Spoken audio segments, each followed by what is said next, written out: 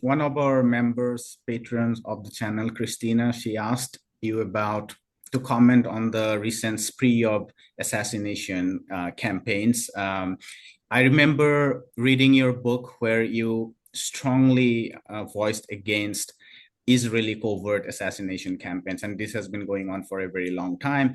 Recently, they assassinated Ismail Hania, the chief negotiator of the ceasefire plan, and also they killed the second in military commander, Mohammad Deif, also Hezbollah's military chief, Fouad Shukr, among many others, actually.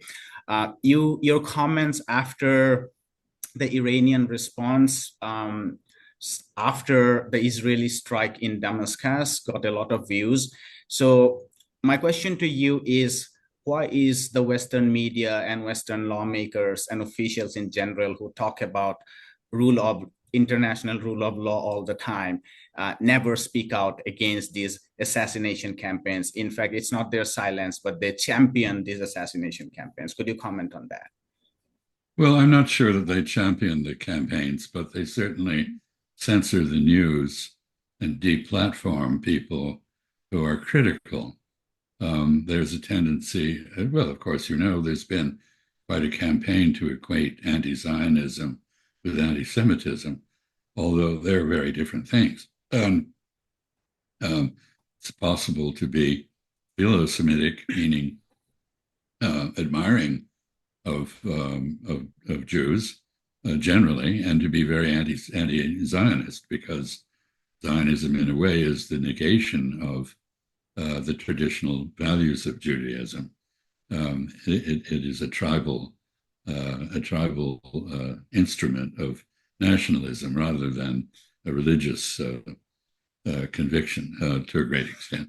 So I think the news media, which are now in the West and generally the prisoners of oligopoly, that is corporate mechanisms, or in the case of social media, deliberately designed to aggregate like-minded people in small communities or large communities where they never are exposed to challenges to their fundamental prejudices.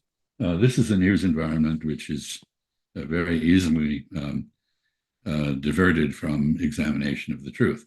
Having said all that, I would strongly recommend a book by Ronan Bergman called Rise and Kill First. Mr. Bergman, who is an Israeli journalist, very close to the Mossad and Shin Bet, sometimes critical, often a mouthpiece for them, wrote this book, and he documents about 3,000 political murders right. By Israel over the years. Israel has basically followed a practice of killing anybody who might be able to make a deal with it. So the Ismail Hania assassination is very much in this tradition. If Israel kills people who might make a deal with it, it is then in a position to say there's nobody to talk to. And that is exactly what it has been doing. Now, the Ismail Hania and Shukr Fuad Shukr assassinations come in a context. Mr. Netanyahu, the Prime Minister of Israel, is beleaguered at home and despised abroad, except in the U.S. Congress, apparently, and he is fighting for his life out of prison. His country is imploding. The effort to recruit, to conscript ultra-Orthodox Jews, Haredim, has been met with protests by them saying they'd rather die than be part of the army. They wish to fulfill their religious responsibilities. They do not wish to kill people or be part of the occupation particularly. The earlier effort by Mr. Netanyahu to end the independence of the Israeli judiciary divided Israelis, and there were huge protests by the more secular liberal element of Israeli society against that. The military in Israel has directly defied Mr. Netanyahu by criticizing him for having no strategy in Gaza and for leading Israel over to the abyss. They are against his desire and that of some of his cabinet members to widen the war, or I should say more accurately, intensify it, because it has already been widened. There has been skirmishing going on between Israel and Hezbollah in Lebanon, and in northern Israel, there's the Houthis have joined the fight with the blockade and occasional direct shots at Israel. Iraqi militias have been doing the same, mostly against the U.S. because of the American identification with Israel, but still basically against Israel. And Iran, of course, has been proclaimed by Israel to be its mortal enemy and has been drawn into at least one major exchange with Israel, which you referred to. So I think the purpose of the assassinations in this context was manifold. First, Israel rules the Palestinians through terror, and it deters its neighbors from attacking it also through terror. It is a terrorist state, and it is a prime practitioner of terrorism. After October 7th, a lot of the terror of Israeli capabilities has gone away. The fear of it is still there, but it is not as intense as it was before. So one reason to do this is to restore the reputation of the Israeli intelligence and military services for ruthlessness and invincibility. That was one purpose, mainly domestic in Israel, but related to Israel's stance in the region. The second purpose was to provoke a retaliation that would intensify the war that Israel's already in. In a sense, Israel has been at war for 76 years, since 1948. But Mr. Netanyahu talks about 7 enemies and 7 fronts, and he has an apocalyptic vision that if a huge war can be begun, then the United States can be entangled in it, then the United States will consolidate Israel's supremacy in its region. And of course, Israel might take even more territory. There talk about annexing part of Lebanon and so forth and so on. So I think these assassinations were deliberate efforts to provoke a wider conflict that would entangle the United States. And sadly, Mr. Biden's administration seems to be walking into this trap. There are 12 American warships in the Eastern Mediterranean, ostensibly there to prevent and deter a war, but actually to show support for Israel. The head of the Central Command, General Kurilla, is in Israel at the moment to help defend Israel. Lloyd Austin, as you mentioned, I believe the Secretary of Defense has said that we will stand with Israel if there's a war. So there is no pretense of neutrality, objectivity, or whatever. And I will conclude this rant, if you will, with the observation that the United States says, I believe, and I actually believe this is true, that Israel did not consult with us or inform us in advance of its assassinations. We were not involved. At least the latter part is true. I can't be sure of the first part. We were not involved. But this gives us no cover. It does not establish our innocence, because the reason Israel can carry out this kind of outrageous abuse of international law and human rights is because we support it. We enable the assassinations. And this takes me back to your original question. That may be the explanation for why there is the limited criticism of these assassinations that there has been. I want to have your thoughts on the strength of Iran and Hezbollah and also other allies in the region. We had Norman Finkelstein, and he said that this ongoing conflict has really kind of given a public impression that they are very, very strong. I think he also had the Second Lebanon War in mind, where Hezbollah did fight with tremendous tenacity. On the other hand, there are tremendous economic difficulties. I mean, Lebanese economy is in total doldrums. Iranian economy is not doing very well, to put it very mildly, and a lot of the militias in Iraq or in Yemen are they are not really the state. They don't have a very strong power to collect tax, build up a defense wing, and so on and so forth. What's your take on the strength of this alliance? Well, let me make a number of comments on context. First, Israel, Mr. Netanyahu and his fellow Yahoos have managed to do something that no one had previously succeeded in doing for 14 centuries, namely uniting Shia and Sunni against a common enemy. Here we have Ismail Haniyeh, the head of a very Sunni resistance movement, feted in Tehran, the capital of Shia Islam. We have Mr. Erdogan, also a noted Sunni, in this case, Muslim Brotherhood and Islamic democracy advocate, building a relationship with Hezbollah and declaring that he will help defend Hezbollah. So this is really quite a major development in historical terms, and I think it's been largely overlooked, and which is why I mention it.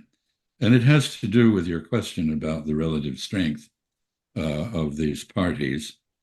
There's one option that must be under consideration, and I think Sergei Shoigu, the Russian national security advisor, former defense minister, went to Tehran to counsel the Iranians not to consider this option. He also went there to supply weapons, which is another aspect of this.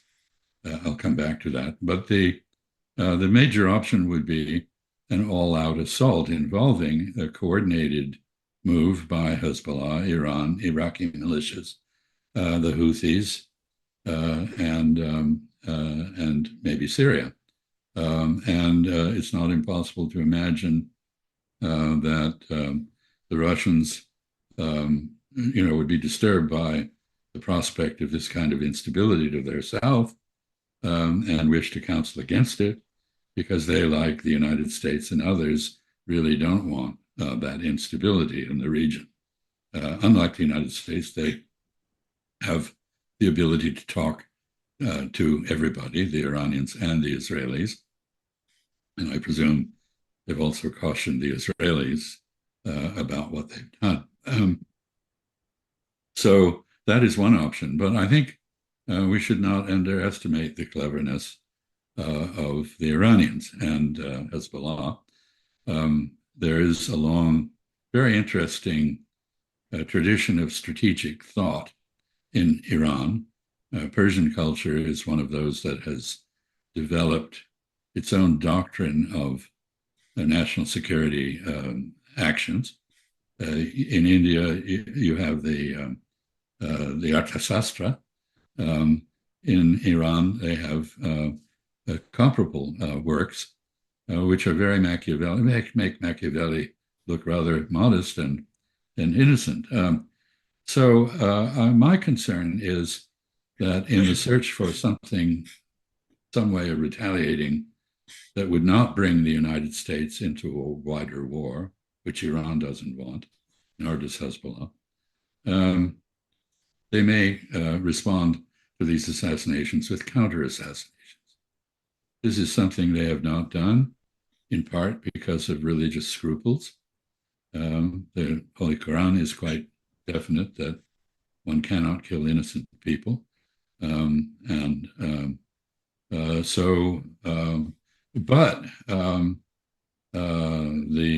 much like the Arthasastra, which has multiple chapters on assassination even in the womb, there is this tradition that competes with religious scruples.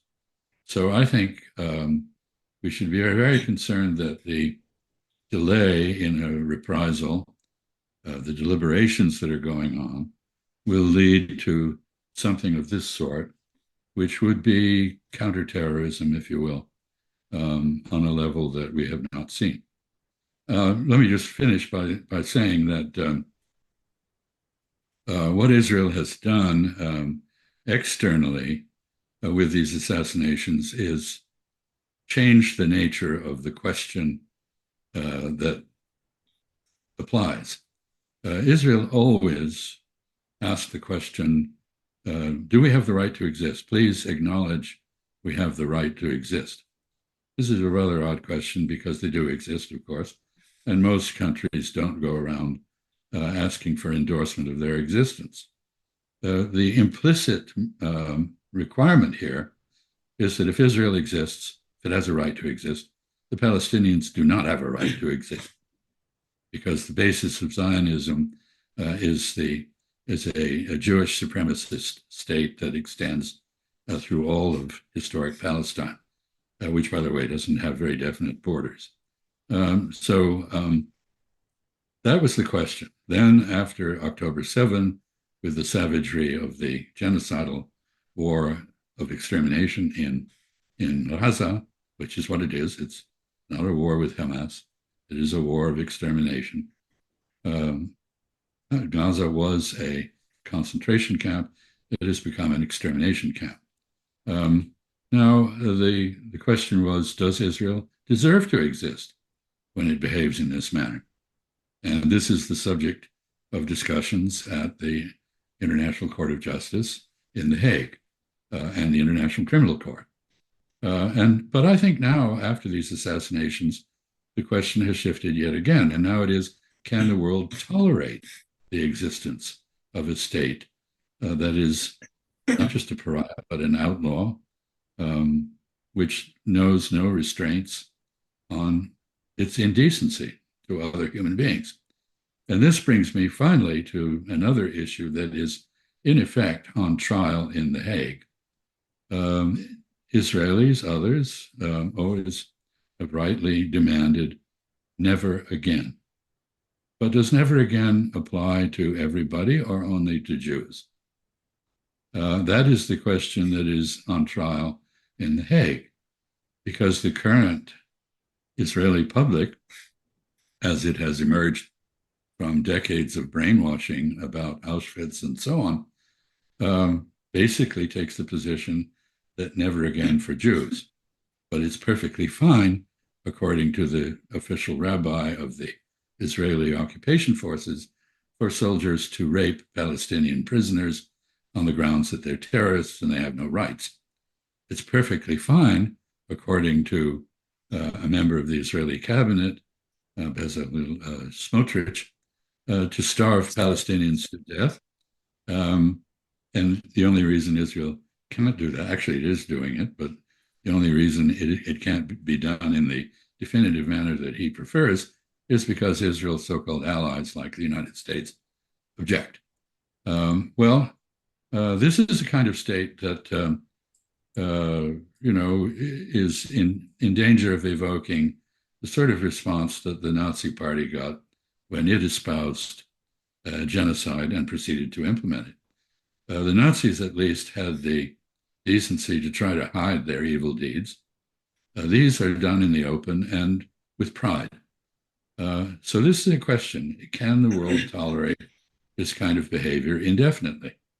And I suspect the answer is no, but it will take time. And therefore, Mr. Netanyahu is not the protector of the state of Israel or the vindicator of Zionism. He is its destroyer. Smotrich's recent comment on the moral justification of starving 2 million people was particularly egregious, given the recent Financial Times survey said that 22% of the Palestinian population are in a catastrophic level of food shortage. 33% is in emergency, which also means large food gaps, and almost 44% is in crisis, which also means large food gaps. And interestingly, like 0% has been able to actually meet the adequate levels of nutrition. So it's not just rhetoric; it's happening on the ground.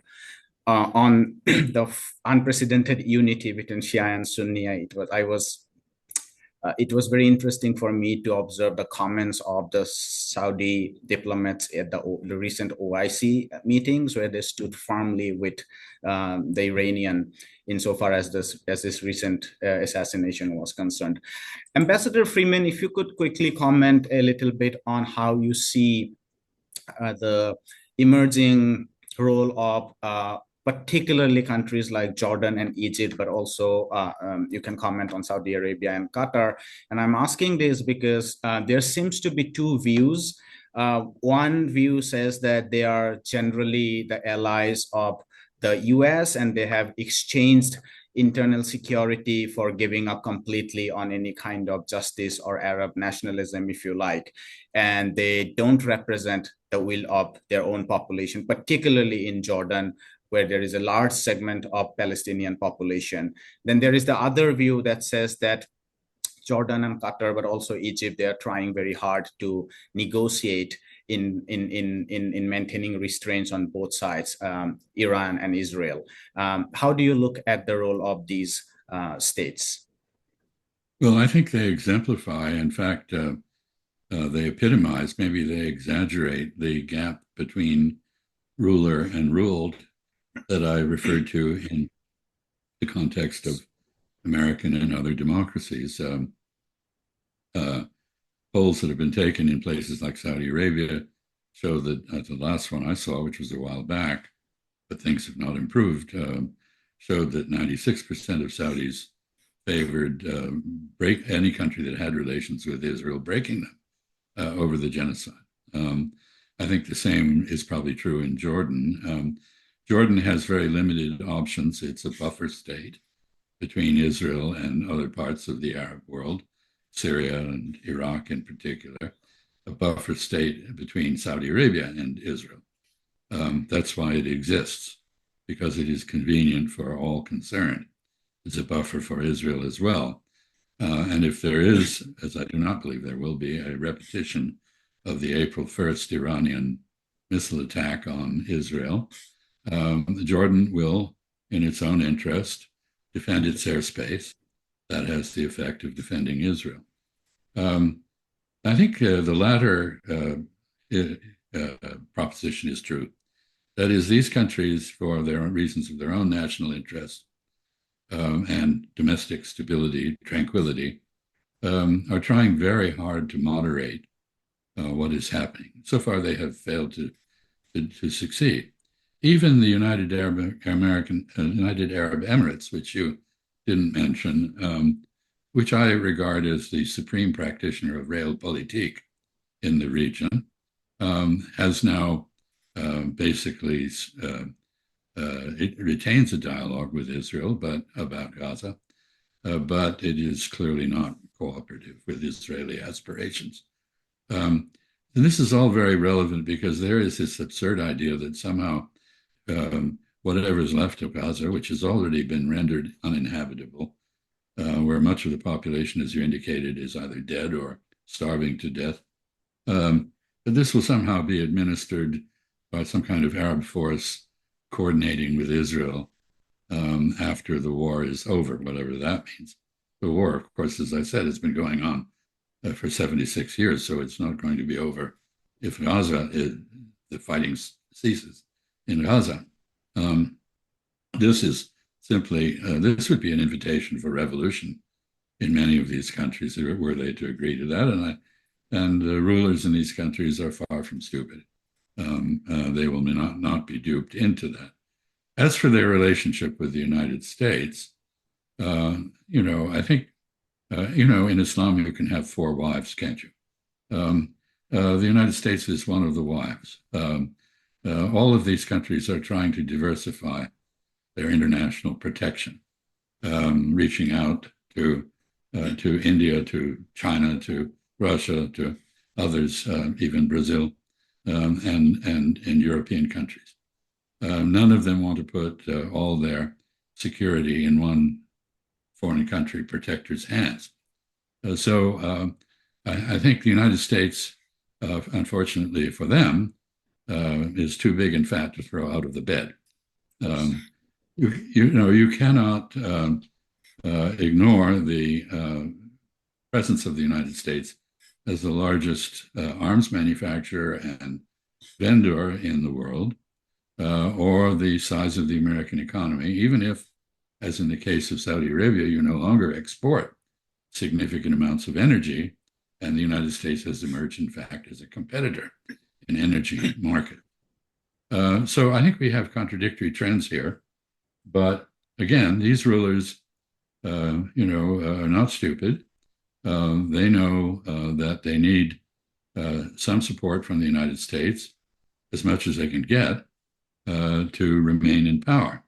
And I think you can see this very clearly with the Saudi demands that were brought up in the context of the American effort to broker a normalization of relations with Israel, in addition to demanding that Israel address the Palestinian issue, which, of course, it and the United States have tried to bypass, most notably in the Abraham Accords.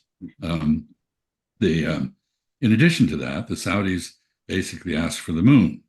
They asked for a defense treaty, which could only go through the Senate if it had the Zionist lobby's ardent support, and the Congress behaved the way they did with Mr. Netanyahu's speech, which I frankly doubt they would. It asked for the full nuclear fuel cycle in order to be able to compete in nuclear terms with Iran. That would never go through the Congress, and it asked for uncontrolled imports of American weaponry, which also is not going to happen. So Saudi Arabia basically, in my view, in those discussions, was walking through the bazaar and looking at the goods and saying, making casual offers and inviting the purchase of the rugs it was carrying to see how much it could get, not because it wanted to get rid of the rugs. So this was interesting. But basically, the Saudis were exploiting the American subservience to Israeli interests, because it's very hard to see how an Israeli-Saudi normalization does anything at all for the United States. It does a lot of things for Israel if it happens, because it would provide the legitimization that Israel has lacked as a result of its behavior. Israel has existed for 76 years. It has not made a single friend or persuaded anyone in the region that it is legitimate. And it has just engaged in acts which have delegitimized it, not only in the region and in the broader Islamic world, but in almost all of the world, even in much of the West, to some extent, not apparently on Capitol Hill. Hi, my name is Ayushman. I, along with Jyotisman, have started this platform. In the last 2 years, we have tried to build content for the left and progressive forces. We have interviewed economists, historians, political commentators, and activists so far. If you have liked our content so far and want us to build an archive for the left, I have two requests for you. Please do consider donating for the cause. Link is in the description below. Also, if you are not able to do so, don't feel sad. You can always like our videos and share our videos to your comrades. Finally, don't forget to hit the subscribe button.